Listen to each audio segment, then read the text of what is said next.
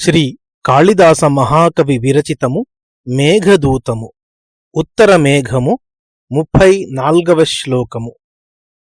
తస్మిన్ కాలే జలదయదిశా లబ్ధ నిద్రా సుఖా స్యాత్ అన్వాస్యైనాం స్తనిత విముఖో యామమాత్రం సహస్వా మా భూతస్యాః ప్రణయిని మయి స్వప్నలబ్ధే కథంచిత్ సద్యః కంఠచ్యుత భుజలతా గ్రంథి గాఢోపగూఢం.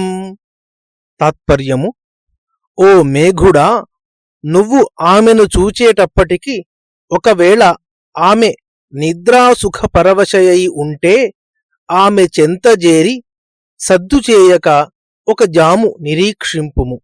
ఎందుకంటే పట్టక పట్టిన నిద్రలో స్వప్నంలో లభించిన నా కౌగిలింత హఠాత్తుగా చెదిరిపోరాదు. దానివలన ఆమె దుఃఖం మరింత ఎక్కువవుతుంది కనుక. వ్యాఖ్య: మేఘుడు యక్షపత్నిని దర్శించేటప్పటికీ ఒకవేళ ఆమె నిద్రిస్తూ ఉండి ఉంటే ఒక యామం అనగా జాముసేపు నిరీక్షించమని అర్థిస్తున్నాడు యక్షుడు. జాము శబ్దానికి 7:30 గడియల కాలము అని అర్థము. భారత కాలప్రమాణంలో ఘడియలు విఘడియలు ప్రసిద్ధమైనవి. 24 నిమిషములు ఒక ఘడియ, 24 సెకండ్లు ఒక విఘడియ.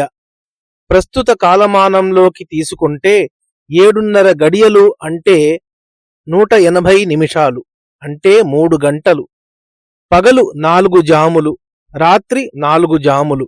3 గంటల కాలం నిరీక్షణ ఎందుకంటే ఆమెకు పట్టక పట్టిన నిద్రలో రాక వచ్చిన స్వప్నంలో ఎప్పుడూ యక్షుని గూర్చే చింతిస్తూ ఉంటుంది కనుక లేక కలిగిన భర్తృ సమాగమమావధి యామకాలం అనగా జాముసేపన్నమాట.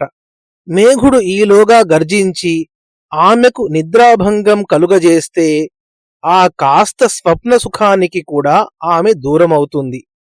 రతి రహస్యం అనే గ్రంథంలో ఏకవారావధిర్యామో రతస్య పరమో మతః చండశక్తి మతోర్యూనో రుద్భట క్రమవర్తినో అని మిక్కిలి దేహదార్ఢ్యం కలిగిన యువతీ యువకుల ఒకసారి సురతం జాముసేపు అని చెప్పడం జరిగింది.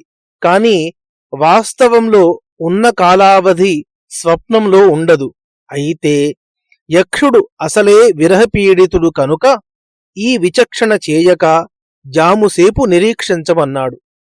అతనికి ఈ స్థితి ఎలాగూ లేదని పూర్వమేఘంలో ధూమజ్యోతి సలిల మరుతాం అనే శ్లోకంలో కాళిదాసు చెప్పాడు. అలంకారము సంకరము. మేఘదూతము ఉత్తర మేఘము 34వ శ్లోకము. స్వస్తి.